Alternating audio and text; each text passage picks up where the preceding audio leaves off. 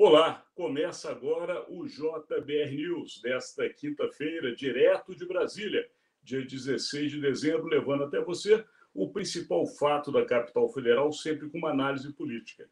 E o fato hoje em Brasília, indiscutivelmente, é a posse tão demorada, aguardada, mas que agora se conclui, que é do André Mendonça, ex-advogado-geral da União, ex-ministro da Justiça, por um tempo muito pequeno, mas de qualquer maneira, hoje, ministro do Supremo Tribunal Federal, sendo empossado oficialmente pela Corte.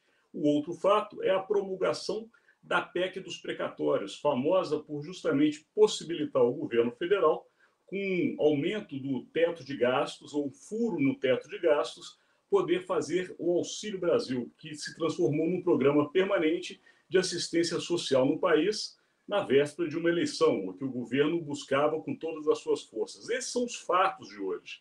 Mas o que circunda mesmo a política é um assunto que já vemos tratando aqui há outros momentos, que é justamente a questão da economia. E por que a economia tem a ver com política? Porque hoje em Brasília, principalmente por estarmos à véspera de uma eleição, um ano eleitoral que é 22, a política dita economia e a economia dita política. Nunca estiveram tão próximas como num momento como esse.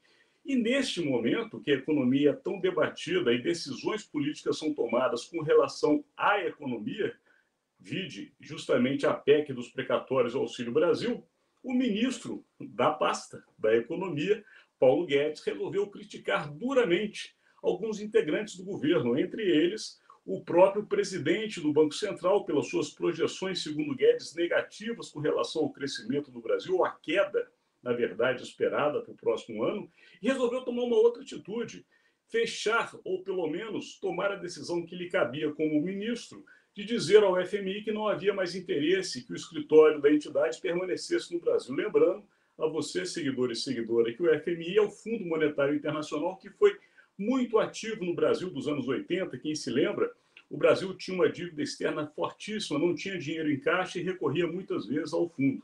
Isso gerou uma dívida externa muito grande que já foi paga. De qualquer maneira, o Fundo Monetário Internacional é uma entidade internacional, mundial e de grande importância e sempre esteve presente no Brasil, mas uma briga entre o ministro e um ex-presidente do Banco Central, né, que está agora justamente no FMI, fez com que essa decisão fosse tomada. E essa decisão é pequena e muito economia. Por quê? Que este assunto vem num comentário que a gente sempre trata de política, porque tem tudo a ver com a política.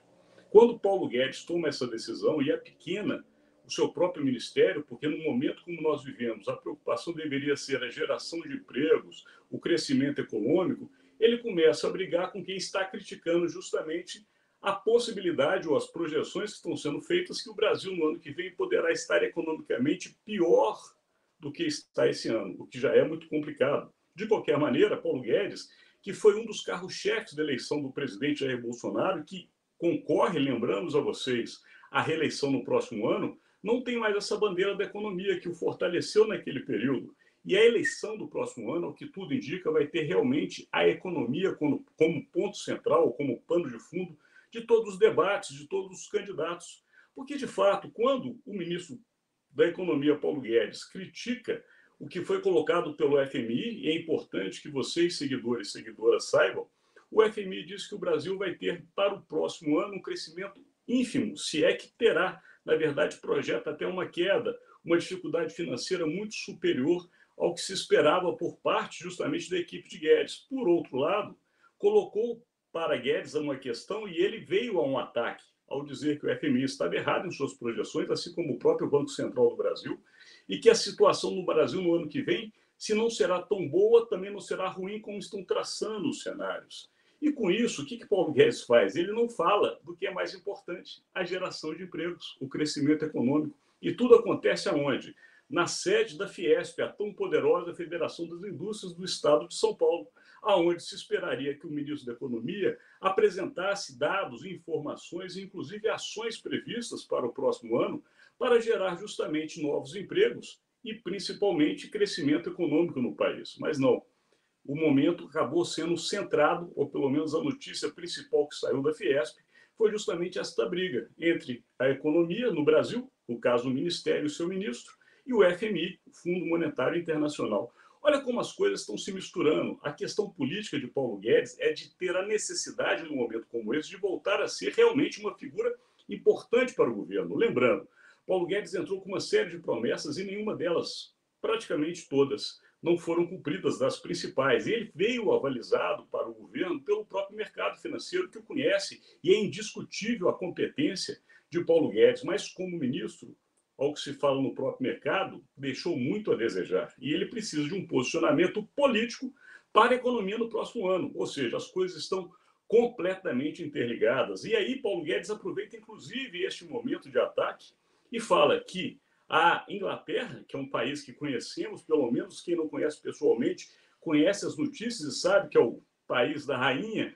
De qualquer forma, ele compara dizendo que a Inglaterra caiu muito mais do que o Brasil nas projeções econômicas, mas tem que se lembrar que na Inglaterra, quando a economia enfraquece, quando os números são negativos, a população mais carente não passa a fome que está tendo no Brasil, não passa a necessidade e a falta do mínimo básico para poder sobreviver. Na Inglaterra, a queda permanece num patamar que as pessoas conseguem viver, e no Brasil não estão conseguindo mais sobreviver. Então, a questão da economia no Brasil é o ponto central das eleições e tem tudo a ver com política. A promulgação da PEC, como falamos no início, uma decisão política que gera o quê?